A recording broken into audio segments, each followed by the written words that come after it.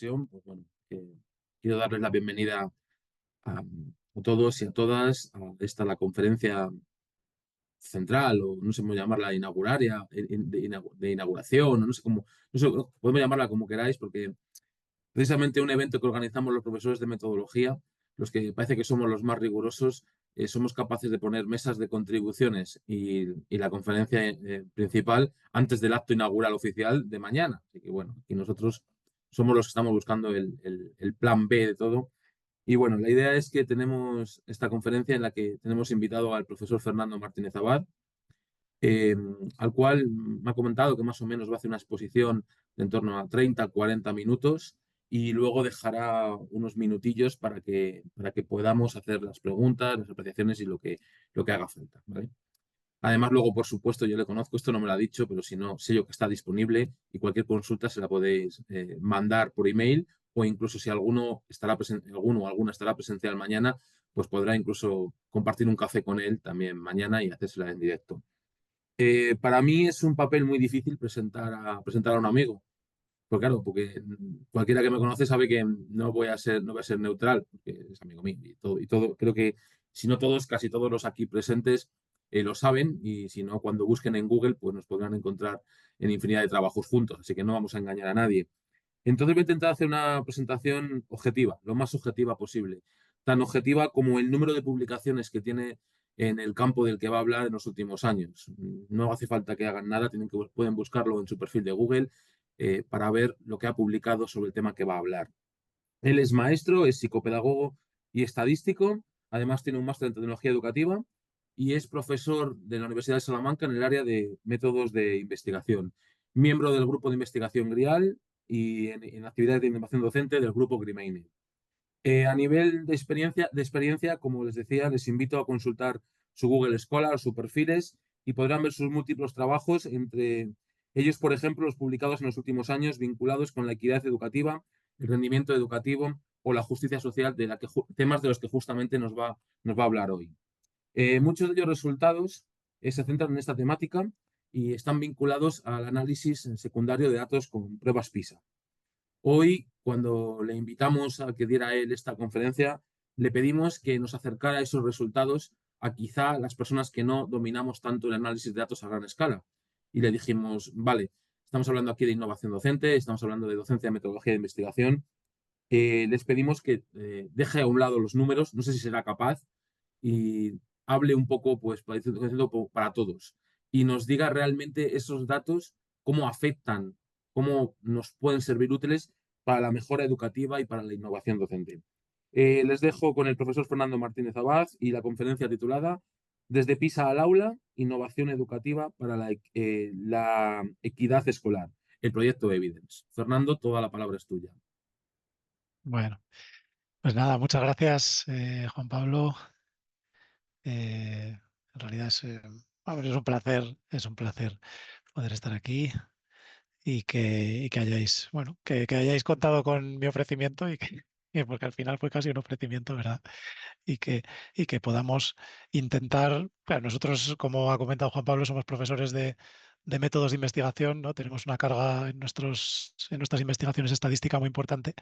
Entonces, bueno, lo que yo siempre pienso e intento es que esa parte estadística la intentemos acercar lo más posible a los entornos educativos en los que muchas personas pues, no dominan la herramienta estadística, ¿no? Porque no es algo que necesiten en su profesión.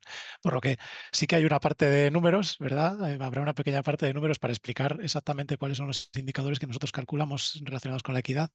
Pero bueno, en general vamos a intentar que sea a través de gráficos y luego va a haber una parte mucho más aplicada al ámbito de los sistemas educativos, por un lado, de los centros educativos, por otro, y por último, del día a día del aula, ¿no?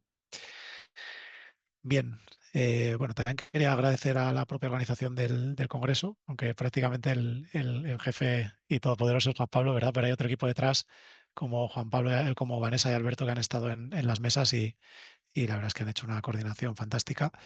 Y, y nada, estamos teniendo un gran éxito por ahora, yo creo, en las jornadas. Veremos mañana de manera presencial, que también estaremos por ahí.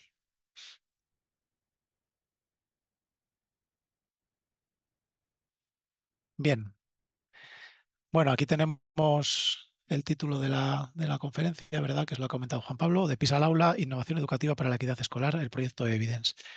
Este proyecto está financiado por el Ministerio de Ciencia e Innovación del Gobierno de España y en concreto pues, se desarrolla dentro de, ya lo ha comentado Juan Pablo, dentro del grupo de investigación GRIAL, que es un grupo bastante grande de investigadores con interés en el ámbito educativo fundamental, pero que también integra pues, personas interdisciplinares, ¿no? Informáticos, médicos, personas del ámbito de la comunicación, etcétera, etcétera, pero todas ellas con la con el interés común de aprovechar o investigar en el ámbito de la educación en sus ámbitos de conocimiento.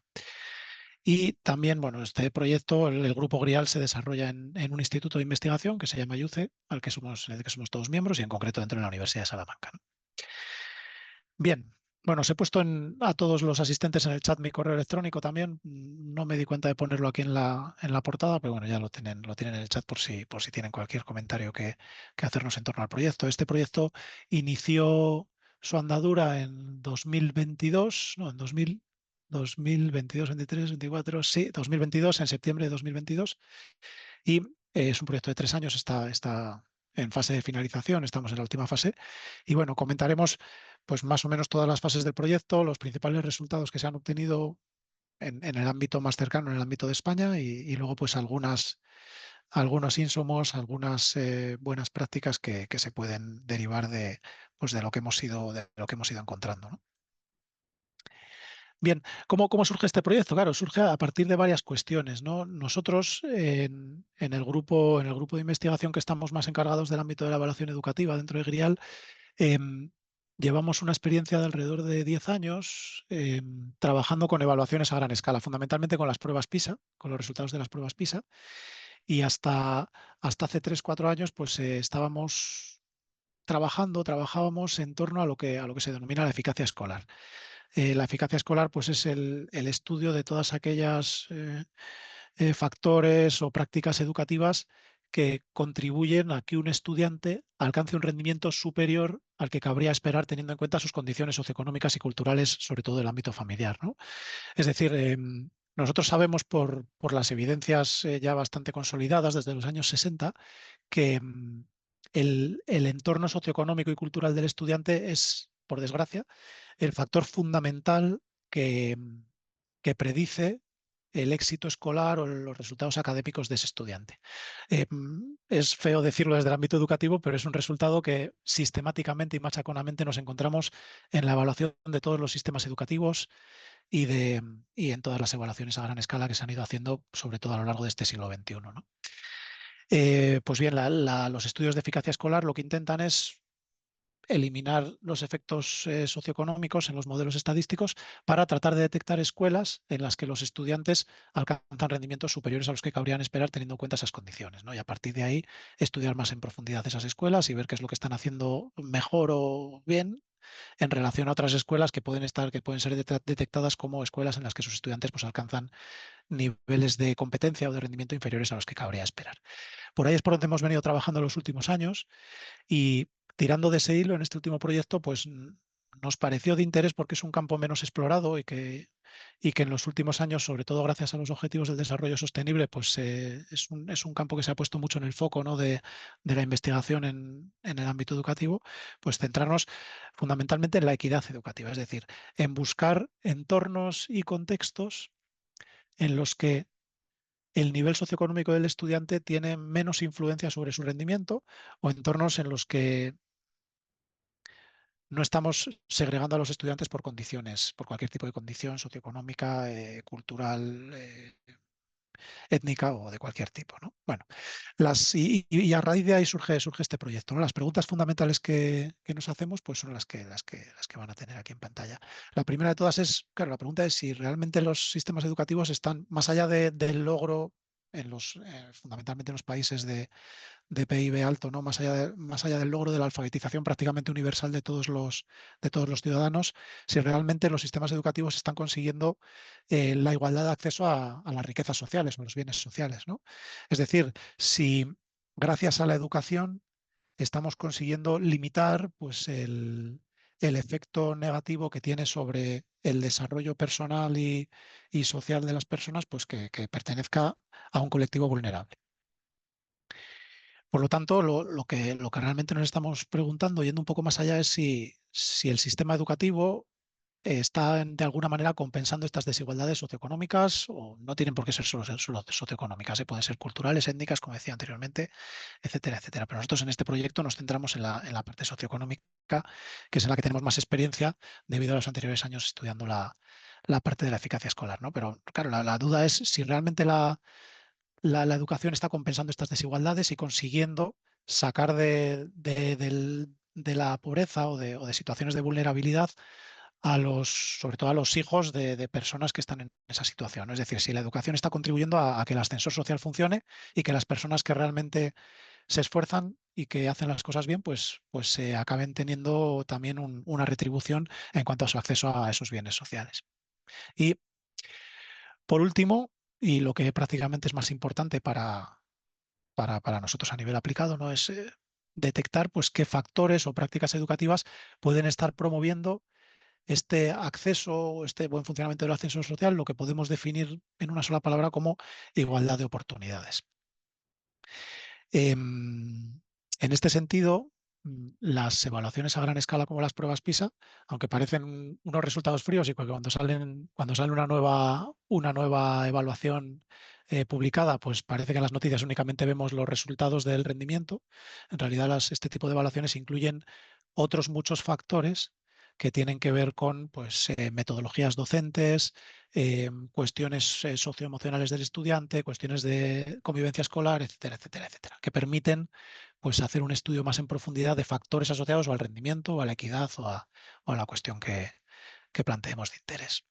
Bien, así podemos, todas esas preguntas nos llevan a un concepto fundamental que es la equidad educativa, ¿no?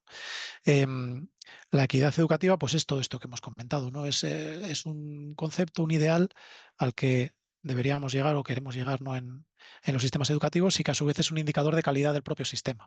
Como indicadores de calidad podemos tener, por un lado, el propio rendimiento académico promedio o el propio rendimiento académico individual que obtienen los estudiantes de un sistema, pero también como una medida de calidad, y esto nos lo dicen todos los manuales del ámbito de la equidad, y de la calidad educativa, pues tenemos la equidad educativa como una medida o como un conjunto de medidas que nos van a indicar si realmente nuestro sistema educativo está logrando una integración efectiva de todas las sensibilidades en el sistema y no está excluyendo a nadie de la posibilidad pues, de tener éxito escolar, ¿no? Y luego con las consecuencias que eso tiene luego a nivel social, ¿no? De integración efectiva en la ciudadanía, etcétera, etcétera, etcétera. Bien, este término viene muy relacionado por los objetivos de desarrollo sostenible, como indicaba anteriormente, y en concreto pues los dos que están en pantalla, ¿no? Por un lado, uno de los objetivos de esta Agenda 2030 es reducir la desigualdad en y entre países, y otro de ellos, más concretamente, habla de garantizar una educación inclusiva, equitativa y de calidad, y promover oportunidades de aprendizaje para todos durante toda la vida, ¿no?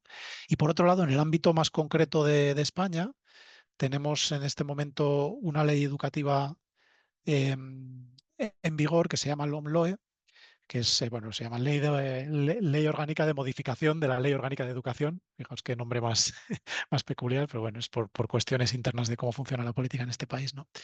Que dentro de la propia ley incluye un capítulo completo, les llama títulos a los capítulos, la LOMLOE, que se dedica efectivamente a describir qué es la equidad educativa y define la equidad educativa como un principio fundamental que debe perseguir el sistema educativo en el ámbito de España. Por lo tanto, el tema de la equidad educativa es un ámbito de interés, es un ámbito relacionado con la calidad, y es un ámbito que el sistema educativo español quiere promocionar efectivamente, tanto a través de las leyes que ha promulgado últimamente como a través de las prácticas que se realizan en los centros educativos. Bien, por tanto, el objetivo fundamental de este proyecto es detectar los niveles de equidad educativa o equidad académica en la educación secundaria obligatoria. Nos centramos en concreto en la educación secundaria obligatoria por el mero hecho de que queríamos seguir profundizando en los resultados de las pruebas PISA, y las pruebas PISA evalúan a estudiantes de entre 15 y 16 años. Entonces, detectar la equidad educativa y, por otro lado, también detectar o identificar los principales factores escolares que pueden proteger esta equidad y, por último, pues promoviendo que se desarrollen acciones que reduzcan esta inequidad dentro de los centros educativos, ¿no? Y también a nivel de las políticas educativas que se pueden desplegar en el propio país o en las propias regiones. Por contextualizar un poco, también debo comentar que España es un país en el ámbito de la gestión educativa descentralizado. Existen 17 comunidades autónomas y otras 2 regiones autónomas, y cada una de ellas, a pesar de que tenemos una ley general de educación que establece un currículo para todos, cada una de estas comunidades autónomas tienen bastantes libertades para concretar ese currículo y esa ley a las características o peculiaridades de sus autonomías. Por lo tanto, sí que es verdad que, a pesar de que aquí vamos a presentar los resultados del ámbito de España a nivel general, sí que es verdad que entre comunidades autónomas, por la tradición de cómo se han ido aplicando las leyes en esas comunidades y lo que han considerado los políticos que son sus necesidades, pues nos encontramos con niveles de equidad bastante diferenciados, bastante diferentes. Y bueno, dentro de este objetivo general, pues nos podemos plantear 3 metas o 3 fases separadas en este proyecto. En primer lugar, hemos estado trabajando el primer año del proyecto en una fase sobre todo de evaluación de la equidad educativa, es decir, de obtener los indicadores de equidad en España y también en otros países para poder entender cuáles son los niveles a los que nos enfrentamos actualmente, porque la investigación en equidad educativa está en una fase muy inicial y todavía no hay estudios muy sólidos que hayan hecho esta evaluación. De hecho, lo que realmente hemos hecho ha sido obtener los indicadores de equidad educativa desde la primera edición de PISA en el año 2000 hasta la edición de 2022 para poder ver cómo cómo han ido evolucionando esos indicadores y a partir de ahí poder realizar inferencias con respecto a cómo han funcionado las distintas políticas educativas y reglamentos que se han ido aprobando fundamentalmente en el ámbito de España. Por otro lado, una vez que tengamos esos datos, pues lo que entendemos es que nos sirven para intentar promocionar la equidad, ¿no? A través de poder entender mejor esas evaluaciones diagnósticas. Y por último, también en el proyecto, y es la fase en la que estamos ahora mismo, pues estamos desarrollando, estamos en fase ahora mismo de diseño de un programa educativo para la formación en cuestiones de equidad y justicia social. Ya tenemos el programa desarrollado y solo nos queda pues poder ponerlo en marcha. En eso estamos durante este trimestre. Bien, en cuanto a la evaluación de la equidad, por hacer una breve conceptualización, esta figura está en una revisión sistemática bastante interesante de unos compañeros de Portugal que también trabajan en este ámbito, que son Enchicoba y otros compañeros, y que ellos entienden, según la revisión que han realizado, que las medidas de la equidad educativa se pueden dividir en 4 elementos, ¿no? En 4 grandes dimensiones. Las medidas de segregación, que serían aquellas medidas que tratan de comprobar si los estudiantes están separados según sus características o bien raciales o bien socioeconómicas o bien culturales en función de escuelas. Es decir, si hay una separación en la que los estudiantes, por ejemplo, de determinada etnia tienen muy poco contacto con los estudiantes de nivel socioeconómico alto, por ejemplo, ¿no? O sí que la tienen, esa sería la medida de segregación. Luego tenemos otras 2 medidas que tratan de relacionar las condiciones contextuales o socioeconómicas y demográficas de la persona con su rendimiento académico, sus competencias, como sería la igualdad de oportunidades, es decir, la relación entre el nivel socioeconómico y el rendimiento. Y por otro lado, una medida más interesante que nos puede informar sobre cómo compensa el sistema educativo las dificultades socioeconómicas, como es la medida de resiliencia académica, que tiene que ver con identificar a los estudiantes de nivel socioeconómico más bajo que son capaces de obtener rendimientos más elevados, ¿no? Que en un sistema educativo normalmente es un porcentaje muy bajo.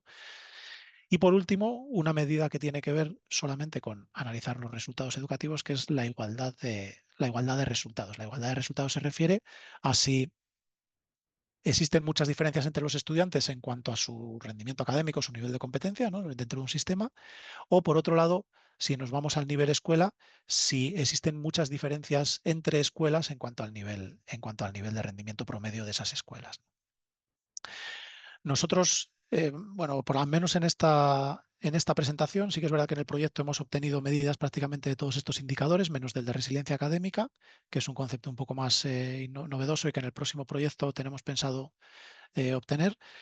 Pero para esta conferencia, por centrarnos en las cuestiones fundamentales, vamos a hablar de dos indicadores fundamentales. Indicadores de segregación escolar, ya sea segregación socioeconómica o segregación académica. Es decir, una segregación socioeconómica, ahora lo veremos con un gráfico, es una situación en la que la distribución de los estudiantes por su nivel socioeconómico y cultural en las escuelas es poco homogénea. Es decir, tenemos estudiantes de nivel socioeconómico alto muy agrupados en unas pocas escuelas y estudiantes de nivel socioeconómico bajo también muy agrupados en otras pocas escuelas, ¿no? Esa sería una situación indeseable de segregación elevada, ¿no?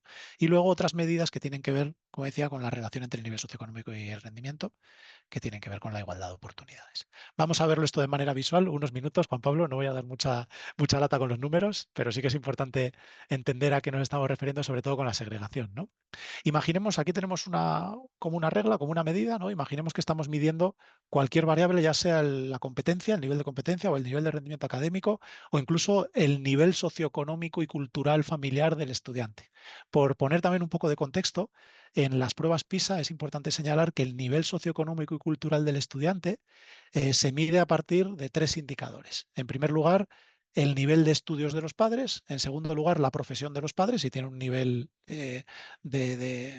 si la profesión, digamos, es de nivel alto o de nivel bajo. La propia UNESCO establece un orden, ¿no?, por profesiones.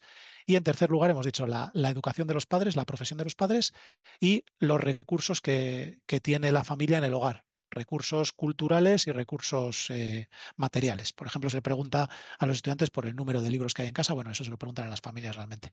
El número de libros que hay en el aula, cuántos coches tienen, recursos TIC que hay en el aula, etcétera, etcétera, etcétera. Entonces, claro, nosotros, si medimos, por ejemplo, el nivel socioeconómico y cultural de los estudiantes, podemos sacar la puntuación de cada uno de los estudiantes que tenemos en un sistema educativo. Vamos a pensar que cada una de estas líneas verticales es un estudiante. Entonces tenemos a este pobrecito, el rojo este de la izquierda del todo, que es un nivel socioeconómico, bueno, vamos a pensar que está justo en el cero, ¿vale? Es exactamente de 0 puntos, por lo tanto tiene una situación de vulnerabilidad muy alta, mientras que estos dos estudiantes verdes, que prácticamente están en 10 puntos, pues son estudiantes con familias con alto nivel de estudios, con profesiones muy bien estimadas socialmente y muy bien remuneradas y con unos recursos en el hogar pues excelentes, ¿no? Bueno, ¿y por qué he puesto, claro, esto a nivel general de una sociedad es normal que haya diferencias a nivel socioeconómico? Bueno, es normal, es lo que nosotros nos estamos encontrando al menos en las sociedades actuales, ¿no? Eh, es más o menos normal, pero existen, de facto existen. ¿Por qué he puesto a los estudiantes por colores? Pues porque, claro, los estudiantes en realidad en un sistema educativo no están todos en un mismo grupo, sino que los estudiantes están agrupados en escuelas, ¿no? Por lo que nosotros podríamos separar a estos estudiantes por escuelas. Cada uno de los colores de estos representan una escuela, de manera que si movemos a todos los rojos aquí al segundo bloque, pues serían los estudiantes rojos, representan los estudiantes de la escuela roja, la vamos a llamar. Los estudiantes verdes, pues representan los distintos niveles socioeconómicos de los estudiantes verdes, etcétera, etcétera, etcétera, ¿no? Y claro, en esta distribución del nivel socioeconómico ya nos estamos encontrando alguna peculiaridad. Por ejemplo, la escuela verde es una escuela muy inclusiva, podríamos denominarla, ¿no? Porque tiene estudiantes desde niveles socioeconómicos muy bajos hasta niveles socioeconómicos muy altos. Esto desde el punto de vista de la justicia social es algo deseable, porque no estamos creando guetos, digamos, ¿no? No estamos contribuyendo a que los estudiantes, por ejemplo, de nivel socioeconómico más alto no se junten con los estudiantes de familias vulnerables, ¿no? Mientras que la escuela roja es una escuela en general con familias de recursos bajos, pero bueno, todavía tiene bastante variabilidad, ¿no? Pero vamos a fijarnos, por ejemplo, en la escuela morada y en la escuela azul.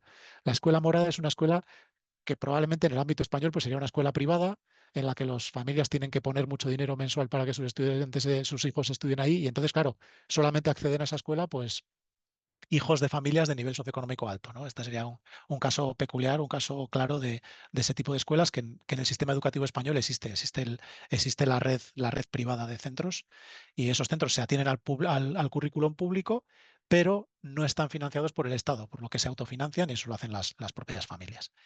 Y luego pues nos encontramos con esta escuela azul que pues podría ser el caso prototípico de una escuela que puede estar situada en el extrarradio de una gran urbe, ¿no? En la que la mayor parte de los estudiantes que acceden a esa escuela pues son de nivel socioeconómico alto, en situaciones pues relacionadas normalmente con la migración, situaciones relacionadas pues con cualquier situación de vulnerabilidad. Claro, esto no es deseable porque es lo que decía, estamos generando que tanto esta escuela azul como esta escuela morada pues se consideren como escuelas gueto, ¿no? En las que no hay un contacto entre distintas culturas, entre distintas sensibilidades de lo que representa toda la sociedad. En este caso, si fuera la sociedad española, pues toda la sociedad española.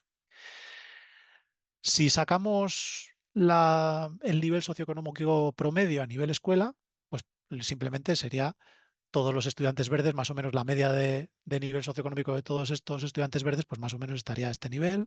La de los morados más o menos estaría por aquí, la de los rojos por aquí, la de los azules por aquí, ¿no? ¿Qué nos ocurre? Que nos estamos encontrando con mucha diferencia socioeconómica en las escuelas y luego entre las escuelas, pero luego dentro de las escuelas, sobre todo en las escuelas azules y moradas, muy poquita variabilidad de niveles socioeconómicos, ¿no? Pues este es el indicador de segregación, el indicador de la segregación que nosotros no queremos, es decir, de lo indeseable en un sistema educativo. ¿Y cómo tomamos la medida de segregación escolar? Y aquí es donde voy a dar el numerito, pero bueno, con que hayáis entendido el gráfico nos sirve, ¿no? Fijaos que nosotros podemos sacar la variabilidad total del nivel socioeconómico de los estudiantes como la desviación típica o la varianza de esas puntuaciones, pero luego también podemos sacar una medida de la distribución o la dispersión del nivel socioeconómico por escuela, ¿no? Bueno, esto lo había puesto en colores y no sé por qué no me ha salido. Bueno, da igual, ¿no? La dispersión de la escuela verde es mucho, mucho mayor que la dispersión de la escuela morada. Y lo que más nos interesa es que haya más escuelas verdes y menos escuelas moradas, ¿no? Y luego también podemos sacar la dispersión del nivel socioeconómico promedio de cada escuela.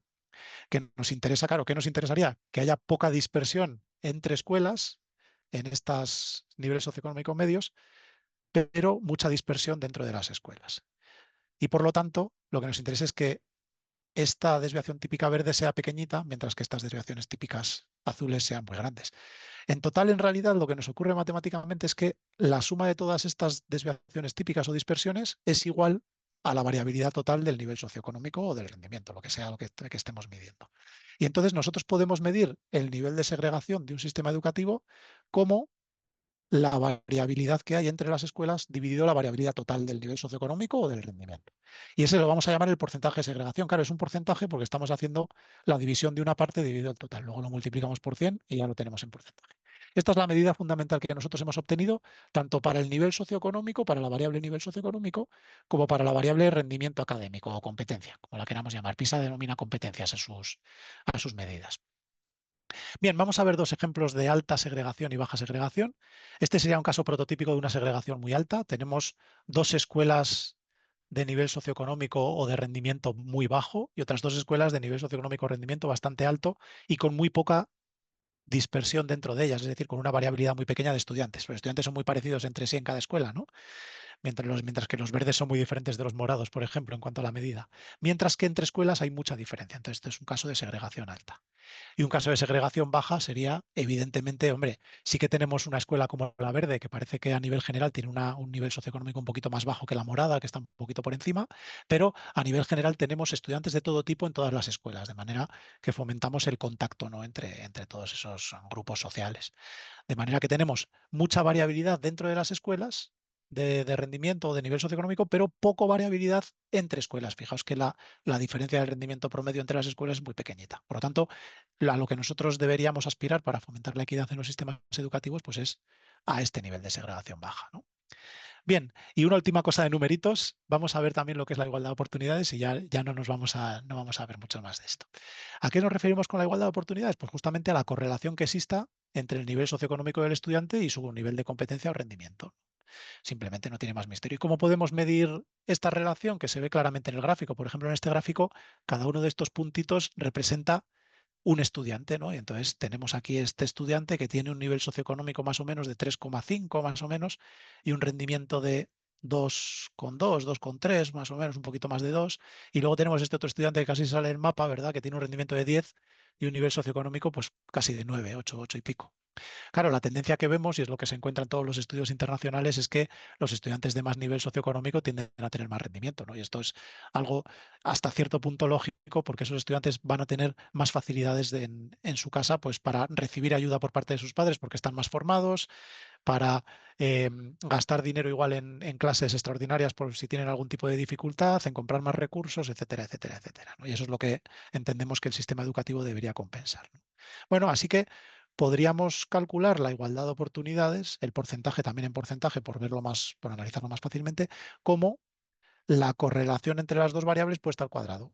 Para los que no lo sepáis, la correlación entre dos variables pues es la medida que nos indica la relación que existe entre la variable que tenemos aquí, nivel socioeconómico, y el rendimiento, ¿no?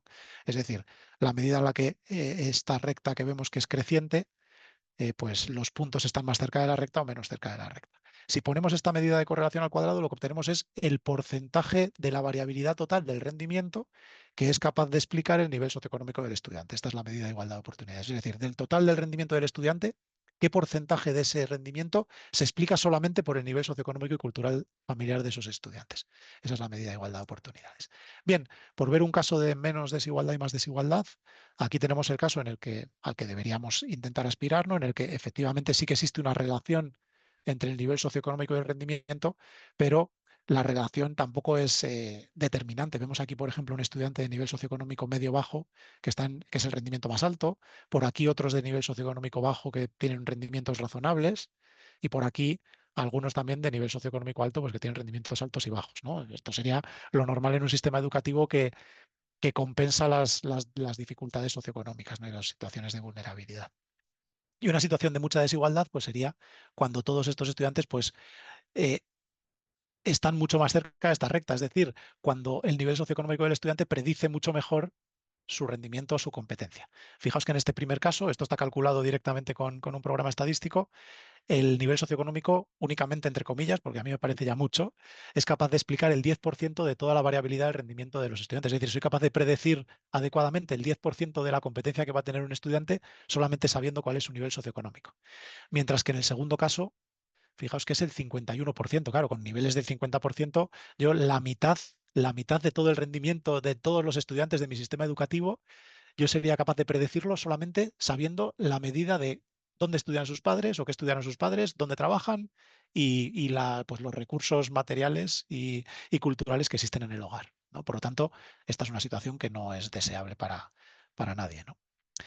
Bien, vamos a ver un poquito los resultados que hemos obtenido en el ámbito de España. Estos mismos resultados les hemos ido obteniendo por comunidad autónoma, también en algunos países, por lo que si alguno de ustedes tiene mayor interés, pues podríamos compartirlos, porque hemos hecho varios informes de resultados. Participaron en el estudio bastantes países latinoamericanos bueno, y también europeos. Por ejemplo, en el ámbito de América, pues participaron Brasil, Chile, Argentina, estoy de memoria, Colombia. No recuerdo ya, Argentina ya lo he dicho. Bueno, alguno más que se me cuela, pero bueno, si tenéis interés podríamos intentar compartiros los resultados. En el caso de la segregación por nivel socioeconómico, es decir, lo bien repartidos o mal repartidos que están los estudiantes en función de su nivel socioeconómico en España, los datos que nos encontramos pues son los datos de la recta verde. La línea de puntos suspensivos y la línea negra se refieren a las líneas base que nosotros utilizamos para analizar mejor los resultados, ¿no? La línea amarilla serían los resultados promedio de todos los países de la Unión Europea y la línea negra pues, de todos los países miembros de la OCDE. Los que fueran miembros de la Unión Europea o la OCDE en el año 2023, ¿vale? Ahí sí que teníamos un problema porque, claro, en estos años, desde el 2000 hasta 2022, se han ido incorporando países a la Unión Europea y a la OCDE, entonces tuvimos que tomar esa decisión. Y se observa que España, pues bueno, el año 2000 no es tan representativo porque las muestras de PISA, al ser la primera edición, eran más pequeñas y es más bien un pilotaje, entonces vamos a fijarnos desde el año 2003. España se ha mantenido por debajo de los países del entorno, de los países similares en cuanto a la segregación socioeconómica. Parece que dio un salto en 2015, quizá ocasionado por cambios de gobierno o por la crisis económica que afectó mucho a España, especialmente a España, la crisis del año 2007-2008. Y posteriormente, a partir de 2015, pues hemos visto una bajada bastante importante hasta que en la última edición de PISA del año 2022 nos quedamos prácticamente en un 20% del índice de segregación socioeconómica, en un nivel bastante bajo en relación a los países del entorno. Por lo tanto, España es un país que no segrega especialmente a sus estudiantes, al menos en relación a los países del entorno, en cuanto a sus características socioeconómicas y culturales.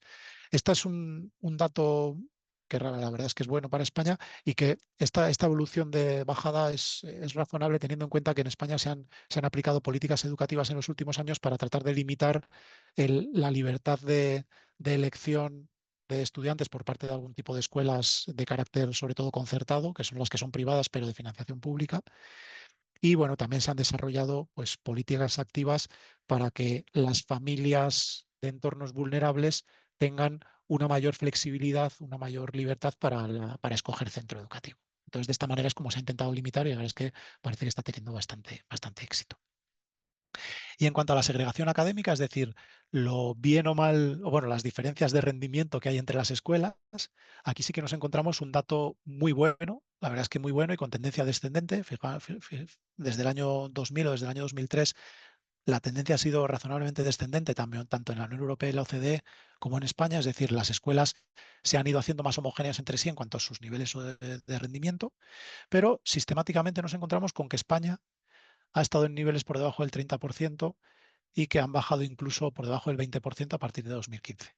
Por lo tanto, los estudiantes españoles, al margen de su rendimiento promedio, que en las pruebas PISA muchas veces nos encontramos en posiciones bajas con respecto al resto de países de la Unión Europea, por ejemplo, sí que es verdad que en el ámbito de la equidad y la segregación académica en concreto estamos muy bien situados y seguimos una tendencia descendente coherente también con las políticas que decía anteriormente que estamos desarrollando activamente. En cuanto a la correlación entre el nivel socioeconómico y el rendimiento, los resultados tampoco son malos para España. Se ve que la línea verde está también sistemáticamente por debajo de la OCDE y la Unión Europea.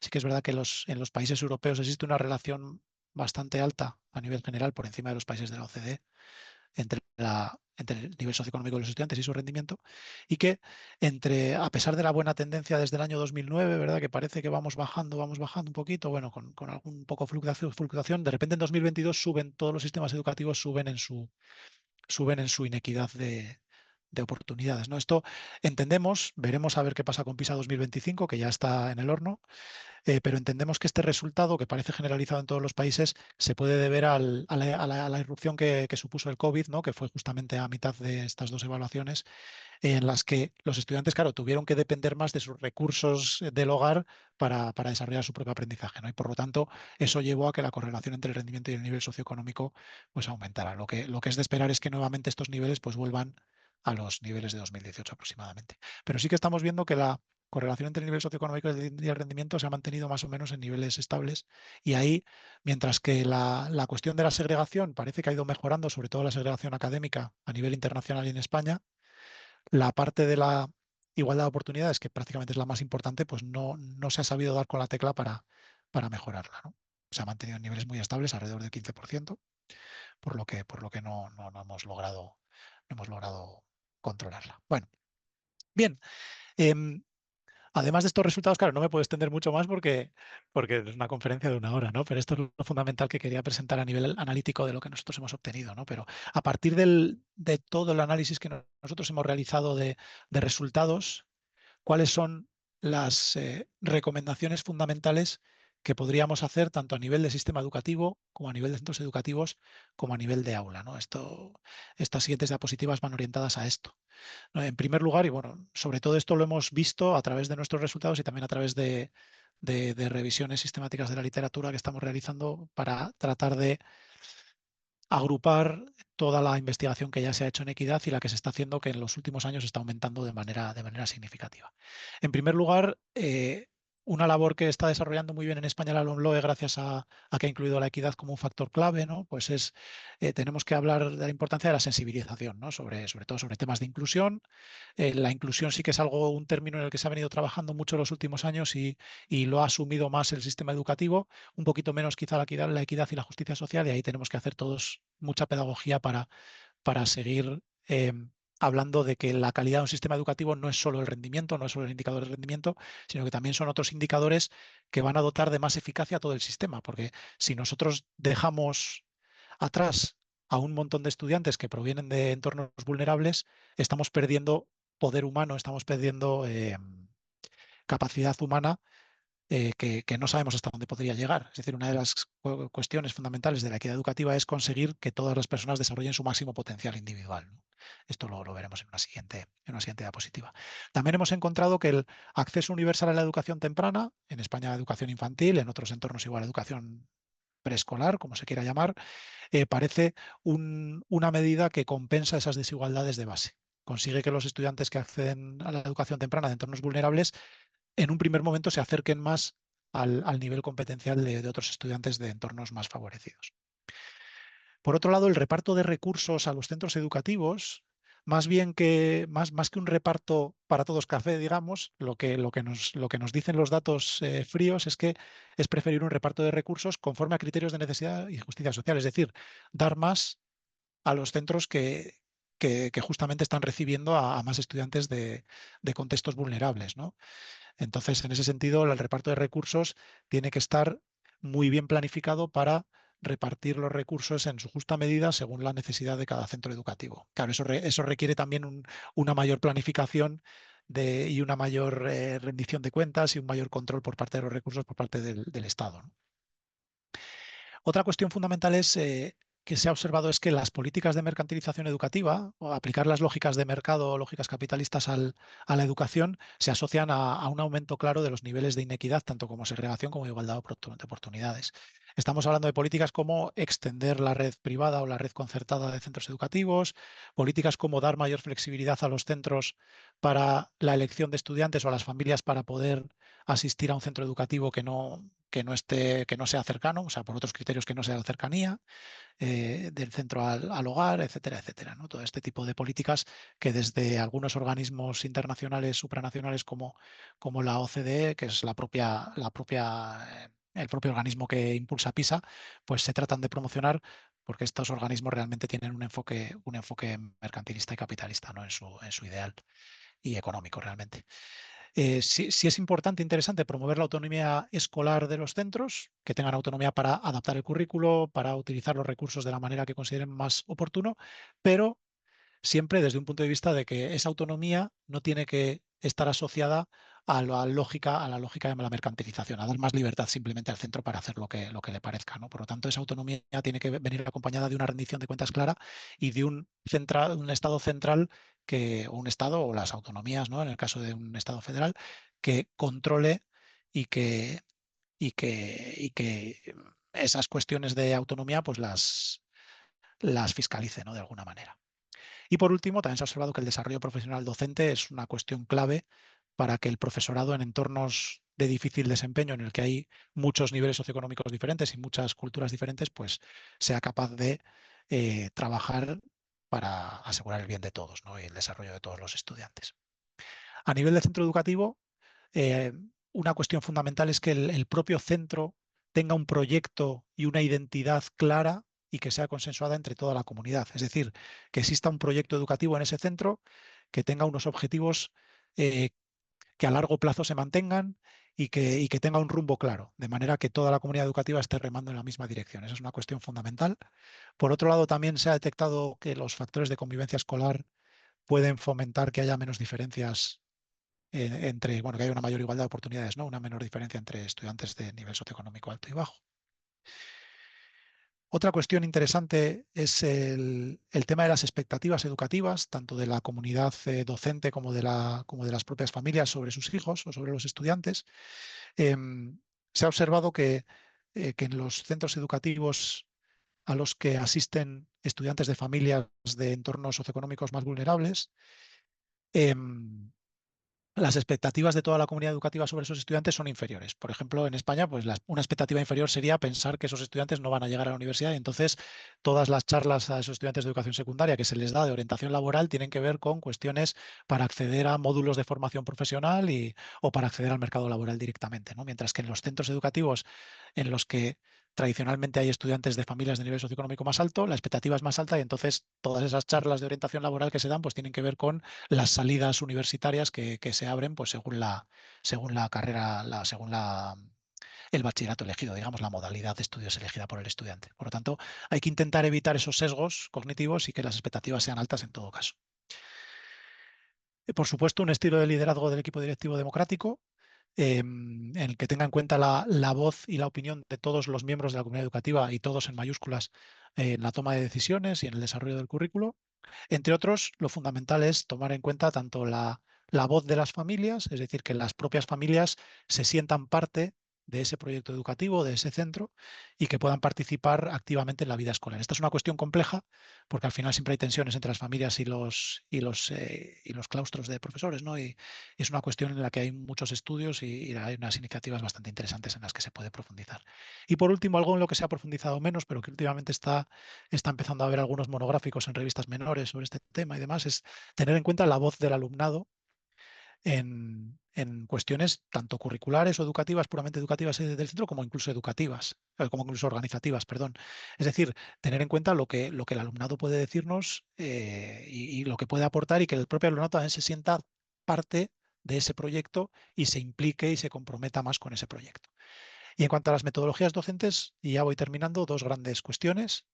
En primer lugar, poner la importancia de desarrollar una evaluación variada y sobre todo estrategias de evaluación formativa orientada al aprendizaje. Ya se ha hablado en alguna de las conferencias de esta tarde, del principio de la tarde, sobre esto, ¿no? Cuestiones de coevaluación, evaluación entre iguales o autoevaluación que comprometan al estudiante con su aprendizaje. Esto está demostrado que es una técnica que puede servir para empoderar a los estudiantes de entornos más vulnerables. Y por último, pues el desarrollo de metodologías colaborativas y participativas.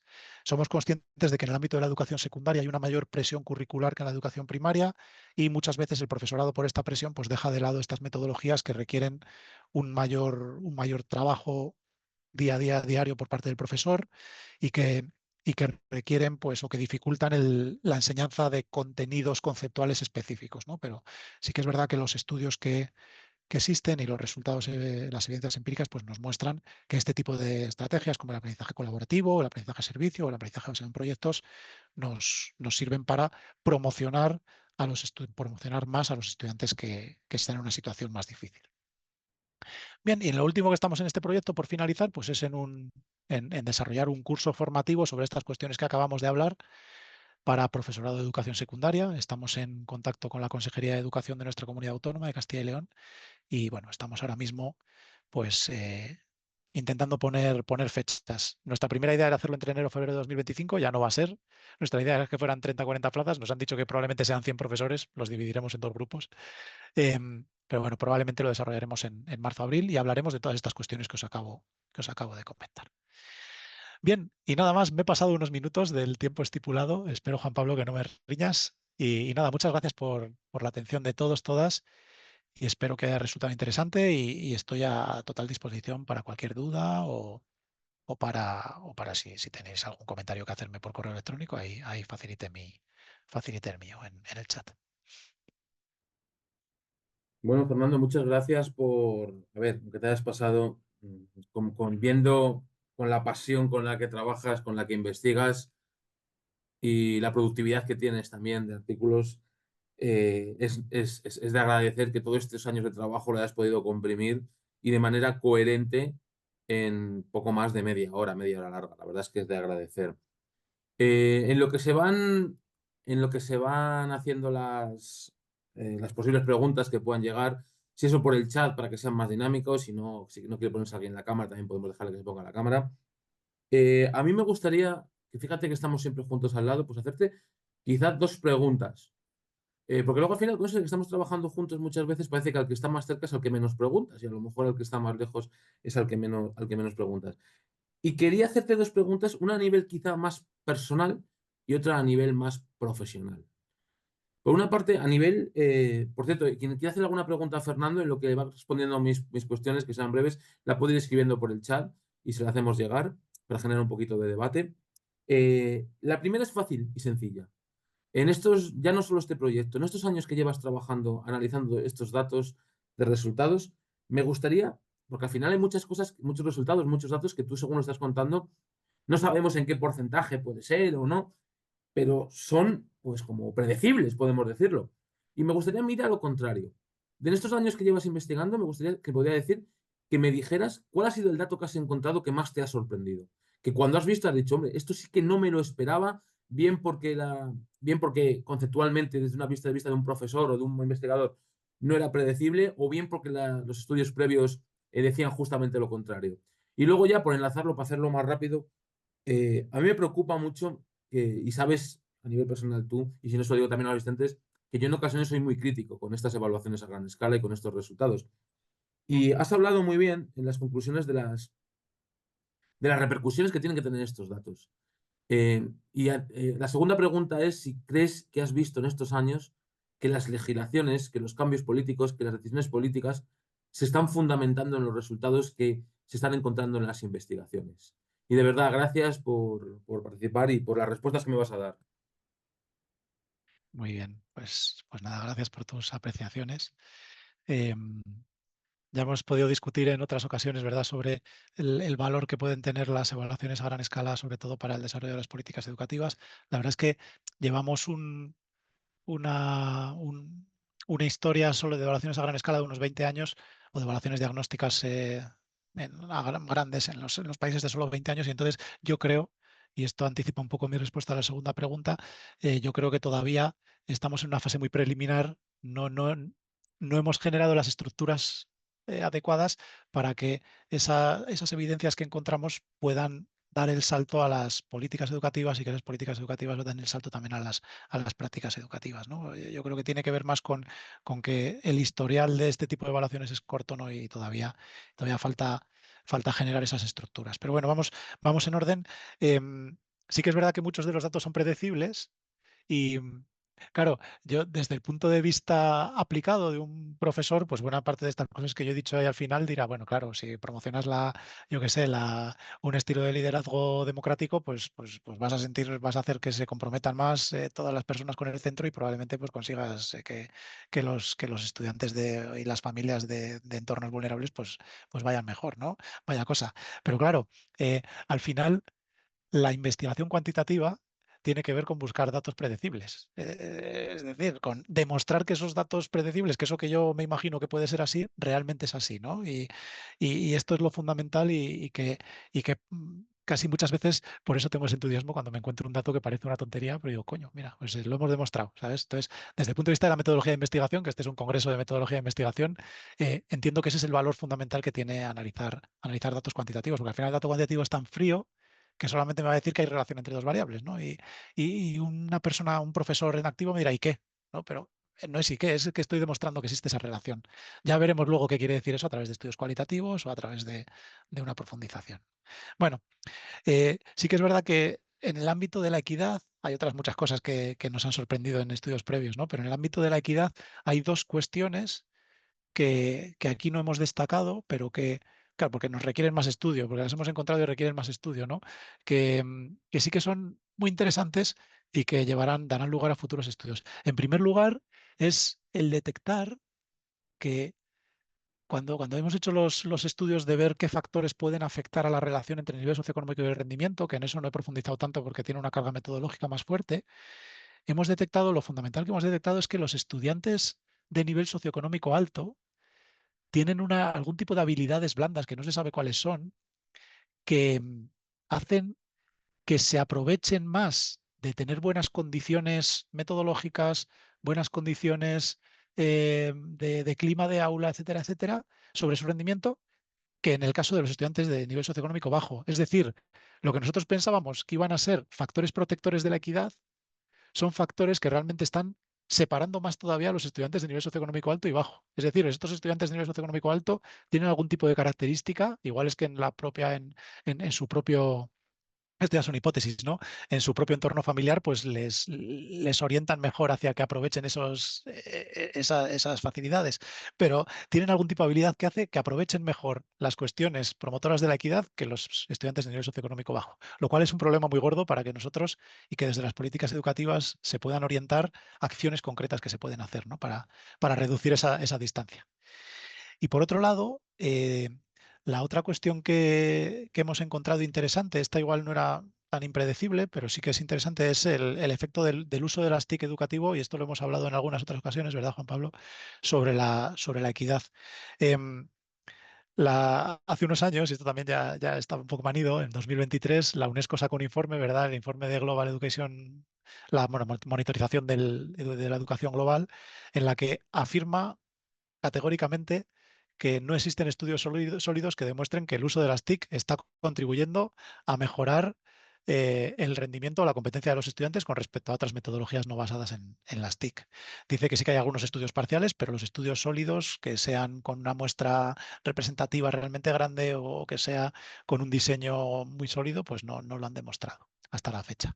Y claro, nosotros nos encontrábamos justamente con los estudios de eficacia que cuando analizábamos directamente a nivel bivariado la relación entre el rendimiento o la competencia y el Trump uso de... 2024, Trump 2024, Trump Uy, 2024, Trump 2024, Trump 2024, Trump 2024. ¿estáis escuchando lo que yo? Ah, vale. Se nos ha metido por ahí un... Se nos ha metido por ahí Sí, parece que Interesante. un troll. Sí, se están metiendo cosas. se están metiendo usuarios de estos. Échale a este brick. Sí, es lo que estaba. Vale. Estos Bueno, son. en lo que está diciendo, cuando analizamos a nivel directo la relación entre el uso de las TIC para las actividades académicas y el rendimiento académico del estudiante o la competencia, encontramos relación directa, es decir, a nivel con relaciones a gran escala.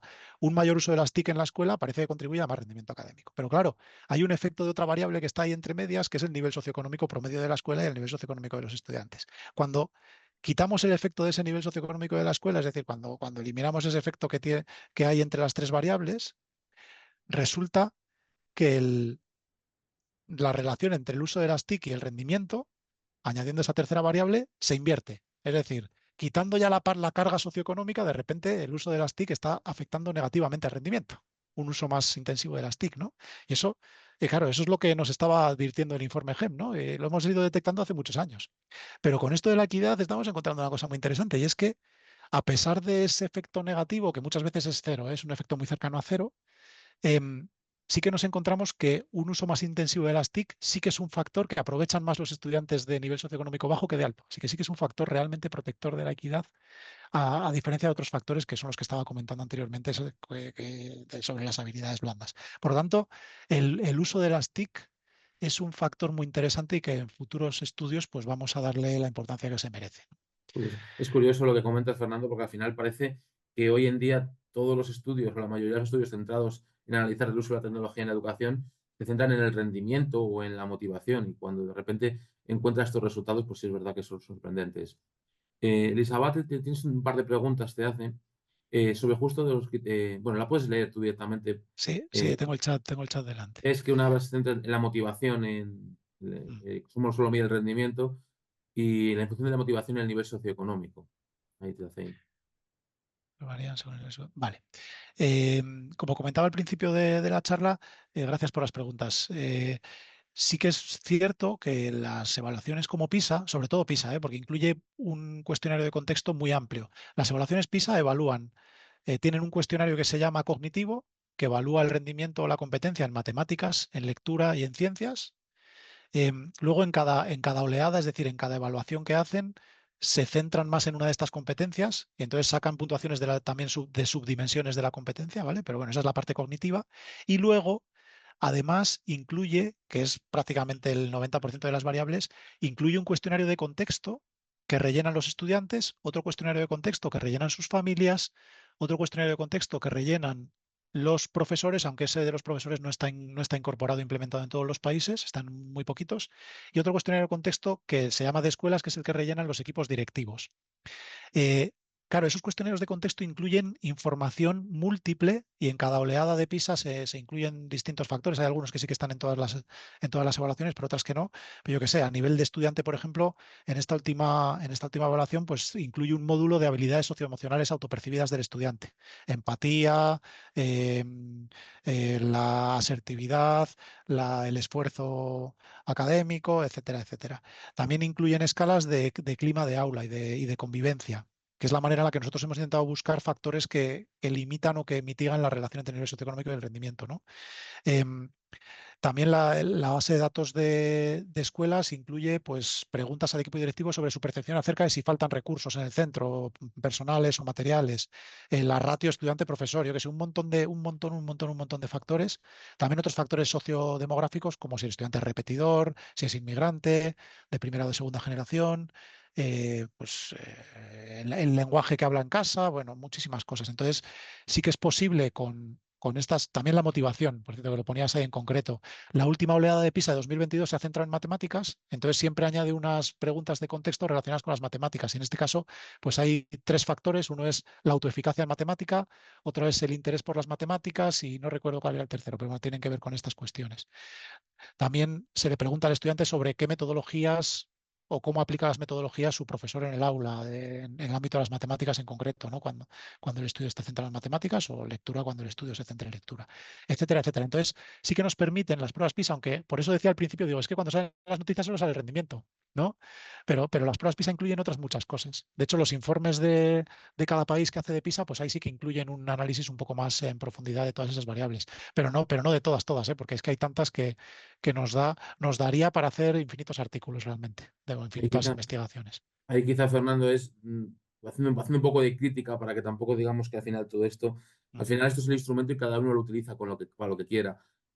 Claro, y todo el mundo destaca cuando los políticos de ciertas regiones, pues a lo mejor parece como que cogen y dicen, vamos a ver de las 50.000 variables, digo un número no exacto, de las 300 variables que mide PISA, cuando digo PISA, TIMSS, PILS, otras evaluaciones, y parece que buscan como que es en la que destaca su región o su zona, y parece como hablan solo de eso. En Castilla y León no hace mucho tuvimos un caso muy concreto cuando fue en rendimiento en matemáticas, corrígeme si me equivoco, cuando estábamos al nivel, decían por aquí, estábamos al nivel de Shanghái, de Corea, claro, y hablaba solo de matemáticas y no mentía. Y el resto de variables, ¿qué pasa con el resto de variables? Claro. Nos queda otra pregunta por aquí, si te Es- parece, para espera, cerrar iba, ya. iba a contar una anécdota y, ¿vale? ¿Puedo? Vale. ¿O Y es muy tienes la tarde? pregunta de Elena, que yo creo que no Sí. le vas a poder dar porque es el tema justo que tenemos pendiente para nuevas investigaciones. Ah, vale. Bueno, Justo. ahora voy con lo de Elena, pero primero, a todos, no sé si lo del nivel socioeconómico, Elisaba, te estás refiriendo a que si se aplican distintos cuestionarios por nivel socioeconómico. El cuestionario es el mismo para todos los estudiantes, ¿vale? Luego se puede hacer la relación entre el nivel socioeconómico y esas variables para ver si están relacionadas, vamos, simplemente. Eh, con lo de Castilla y León, claro, Castilla y León es la comunidad autónoma española casi que obtiene mejores puntuaciones siempre en PISA y en las evaluaciones así internacionales. Entonces, claro, nosotros que hacemos este tipo de análisis, nos reunimos hace poco con la Administración Educativa de Castilla y León para contarles lo que hacemos y decir, oye, porque en el sistema educativo español todas las comunidades tienen la obligación de hacer una evaluación de sus estudiantes, censal de todos los estudiantes, cuando están en cuarto de primaria, si no recuerdo mal, y en segundo de la ESO. ¿Vale? Y esas evaluaciones no son públicas. Entonces nosotros fuimos a hablar con ellos para contarles lo que hacemos, y además son anuales, para contarles lo que hacemos y para decirles, oye, nosotros podríamos sacar un diagnóstico del rendimiento o de la eficacia y de la equidad del sistema, ¿no? Para que veáis cómo va evolucionando y podáis ponerle parches, digamos, ¿no? En caso de que tenga malos indicadores. Pues bien, el director, digamos, de la Consejería de Educación, o no es director, pero es un director de una de las partes de la Consejería de Educación, que es el que se reunió con nosotros, claro, nos estuvo dando largas, que decir, al final ellos son políticos, ¿no? Y lo que ellos saben y lo que ellos venden es que el sistema educativo de Castilla y León funciona fenomenalmente, el rendimiento es buenísimo.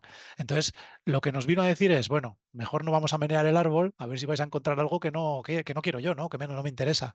Entonces, muchas veces, y eso enlaza con la segunda pregunta que me hizo Juan Pablo, que me hiciste, muchas veces los políticos están más interesados por mantener su puesto, ¿no? Digamos, en, en que haya, en que no se menee mucho el árbol y si las cosas van bien ya está, que en mejorar las cosas, ¿no? Y por ahí van los tiros de esta anécdota que quería contar.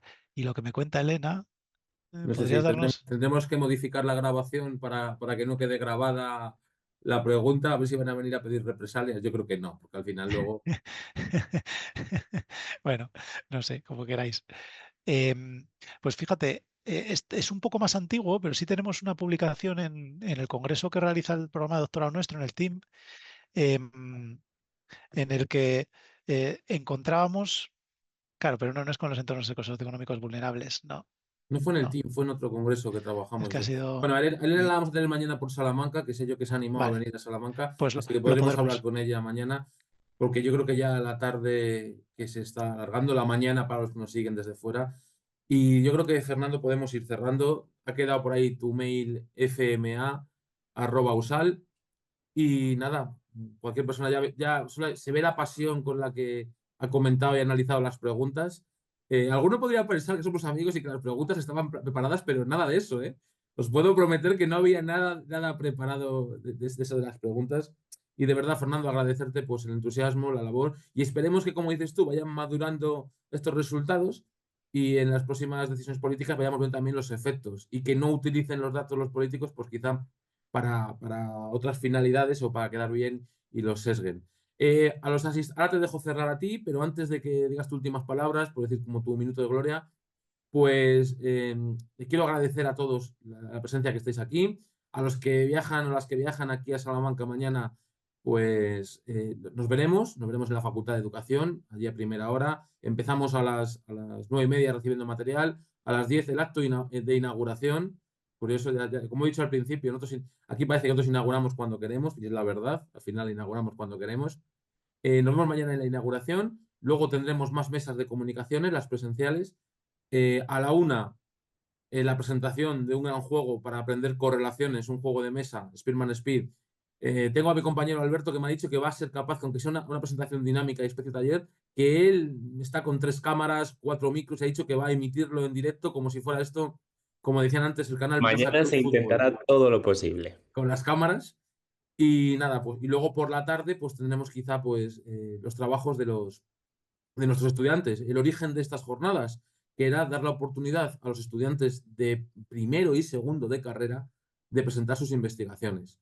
Pues nada, por lo demás, Fernando, te dejo a ti, que tú eres el protagonista, cerrar con últimas palabras y nada, nos vemos mañana los que sea. Y a los que nos quieran seguir online, pues intentaremos que nos sientan lo más cerca posible, ¿no? Bueno, muy bien. Pues nada, que nuevamente pues reiterar el agradecimiento a la organización, a Juan Pablo y nada, y a todos los que han aguantado aquí hasta ya unas horas intempestivas. Y mañana, pues yo también estaré por ahí físicamente, así que si alguno se ha quedado con ganas de preguntar algo pero le ha dado vergüenza, pues que me pare por ahí por los pasillos y estaré encantado de que podamos hablar y bueno, y debatir sobre estas cuestiones que tienen tanta importancia para la mejora de los sistemas educativos, ¿no? Pues como dice, con palabra de Fernando cerramos. Nos vemos mañana, virtual o presencialmente. Hasta mañana. Adiós, muchas gracias. Mañana.